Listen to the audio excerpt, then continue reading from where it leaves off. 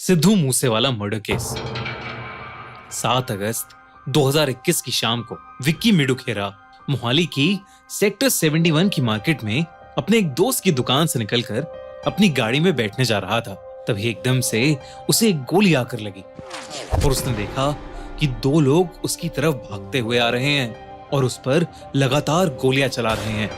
विकी ने बिना कुछ सोचे समझे खुद को बचाने के लिए उनकी तरफ अपना फोन फेंका और वहां से भागने लगा। तभी उसको एक और गोली आकर लगी, पर विकी भागता गया। घायल विकी भागता जा रहा था, पर पीछे से उस पर गोलियां चलनी बंद ही नहीं हो रही थीं। वो गली के मोड़ तक पहुंचा ही था कि तभी उसके सामने खड़ी एक गाड़ी से 2 और लोग निकलकर उसके ऊपर गोलियां चलाने लगे। विकी को बहुत सारी गोलियां लग चुकी थीं और अब वो चारों लोग उसका पीछा करते हुए उस पर गोलियां चला रहे थे। विकी ढेर सारी गोलियों से लहूलुहान भागते भागते पास की कम्युनिटी सेंटर की दीवार से टकराकर गिर गया और कुछ ही लम्हों में उसकी जान चली गई। विकी के मर्डर के 1 साल बाद 2022 29 मई की सुबह कुछ ऐसा हुआ जो लाखों लोगों का दिल तोड़ने वाला था। इंडिया का मशहूर सिंगर और रैपर सिद्धू मूसेवाला पास ही के गांव में अपनी मौसी से मिलने के लिए अपने घर से निकला था। आमतौर पर सिद्धू अपनी बुलेट प्रूफ गाड़ी लेकर जाता था, पर क्योंकि वो गाड़ी आज पंक्चर थी तो उसने अपनी मनपसंद ब्लैक थार ली और मौसी के घर के लिए निकल गया। सिद्धू खुद गाड़ी ड्राइव कर रहा था और अपनी मौसी के गांव पहुंचने ही वाला था कि अचानक उसके सामने एक गाड़ी आकर रुकी।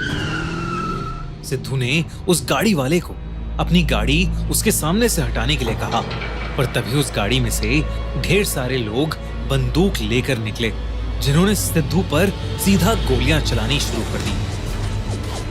सिद्धू ने अपने सेल्फ डिफेंस में उन पर अपनी गन से शूट भी किया, पर इससे पहले कि शूटर्स को गोली लगती वो लोग सिद्धू की जान ले चुके थे। उसी दिन सिद्धू की डेथ से रिलेटेड एक फेसबुक पोस्ट हर जगह वायरल हो गई।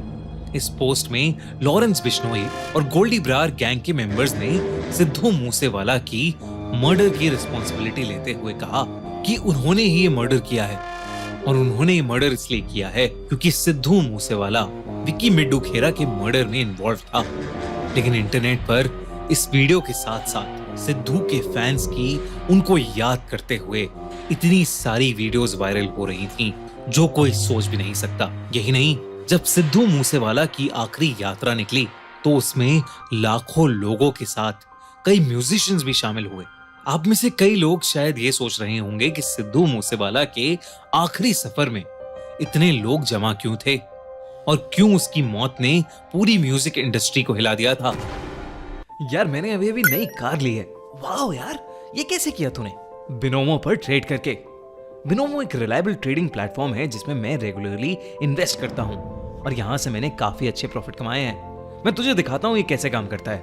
क्या मैं यूपीआई से डिपॉजिट कर सकता हूँ? बिल्कुल, बिनोमो ऑफर करता है मल्टीपल डिपॉजिट मेथड जैसे यूपीआई, कार्ड, वॉलेट। पहले बिनोमो ऐप पर मनी डिपॉजिट करो और यहाँ हमने 4000 डिपॉजिट कर दिए।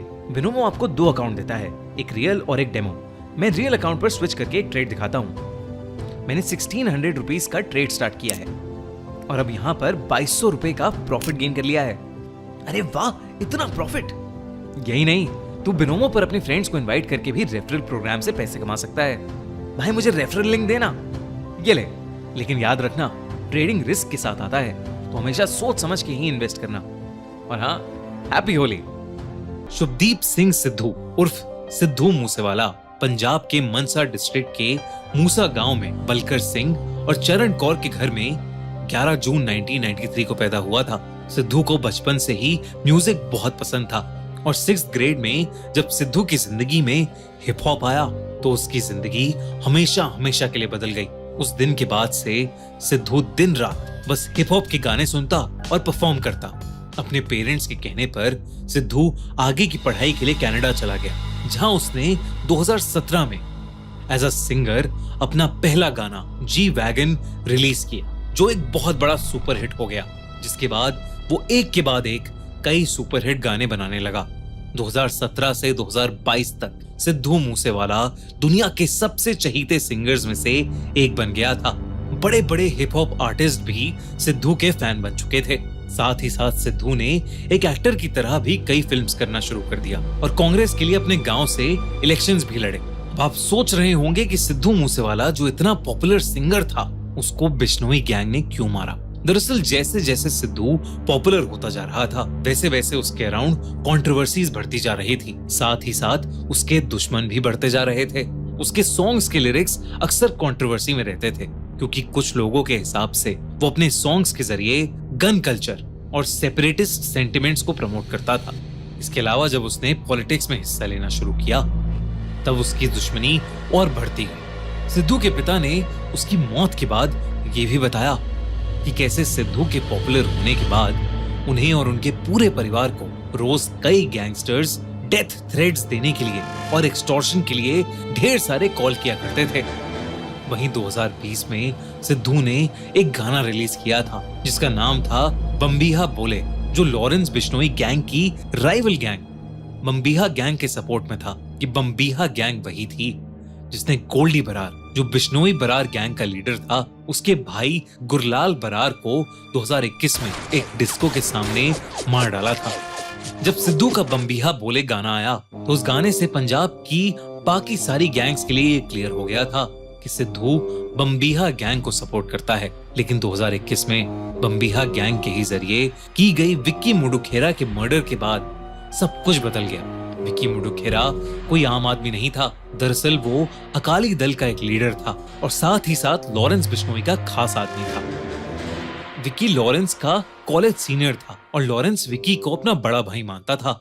लॉरेंस बिश्नोई के अकॉर्डिंग विक्की मुडुखेरा के मर्डरर्स ने कन्फेस किया कि इन सब के पीछे शगनप्रीत है, जो सिद्धू मूसेवाला का मैनेजर था, और शगनप्रीत ने ही विक्की के मर्डरर्स का रहने का इंतजाम किया था। तो बिश्नोई गैंग के हिसाब से शगनप्रीत की इस मर्डर में इन्वॉल्वमेंट का मतलब था सिद्धू का भी इस मर्डर में इन्वॉल्व होना। वैसे तो सिद्धू मूसेवाला का मर्डर करना बहुत मुश्किल था, क्योंकि उसके साथ हमेशा 4 कमांडोज रहते थे और साथ ही साथ सिद्धू ज्यादातर अपनी बुलेट प्रूफ फॉर्च्यूनर में ही ट्रैवल करता था। पर बिश्नोई बरार गैंग ने अब डिसाइड कर लिया था कि वो किसी भी कीमत पर विक्की की मौत का बदला सिद्धू से लेकर रहेंगे, और वो सिद्धू को कई बार इस चीज की धमकी देते हुए फोन और मैसेजेस भी करने लगे। और फिर 29 मई 2022 को मौका देखकर सिद्धू को मारकर उन्होंने अपना बदला पूरा कर लिया। लेकिन उन्होंने सिद्धू के लाखों फैंस का दिल चकनाचूर कर दिया। सिद्धू के कातिल आखिरकार जुलाई में जाकर पकड़े गए, जिनमें से एक अंकित सिरसा को 3 जुलाई को पुलिस ने अरेस्ट किया। वहीं मनप्रीत मन्नू और जगरूप रूपा पुलिस से भागते भागते पंजाब में एक शूट आउट में मारे गए। और सिद्धू का आखिरी कातिल दीपक मुंडी 26 जुलाई को पकड़ा गया। लेकिन उनके पकड़े जाने के बाद भी बिश्नोई बरार गैंग को कुछ नहीं हुआ। जहां गोल्डी बरार अभी भी कनाडा में आजाद घूम रहा है, वहीं लॉरेंस बिश्नोई ने सिद्धू मूसेवाला के मर्डर के बाद जेल से ही फेमस बॉलीवुड एक्टर सलमान खान पर 3 बार अटैक प्लान किए।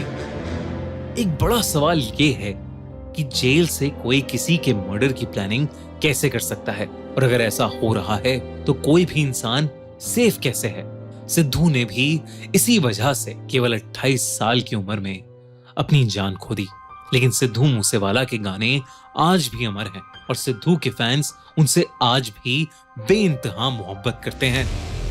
हमारी ये वीडियो सिद्धू मूसेवाला को एक ट्रिब्यूट है, और अगर आप भी सिद्धू मूसेवाला के फैन हैं तो इस वीडियो को जरूर शेयर करना। दोस्तों, अब आप क्राइम शो की थ्रिलिंग क्राइम स्टोरीज सुन सकते हैं स्पॉटिफाई पर भी। बल्कि अगर आपको हमारी अगली क्राइम स्टोरी यूट्यूब से पहले सुननी है तो जल्दी से जाओ स्पॉटिफाई पर और सुनो KIIT केस की real crime story. Link in the description and pin comment.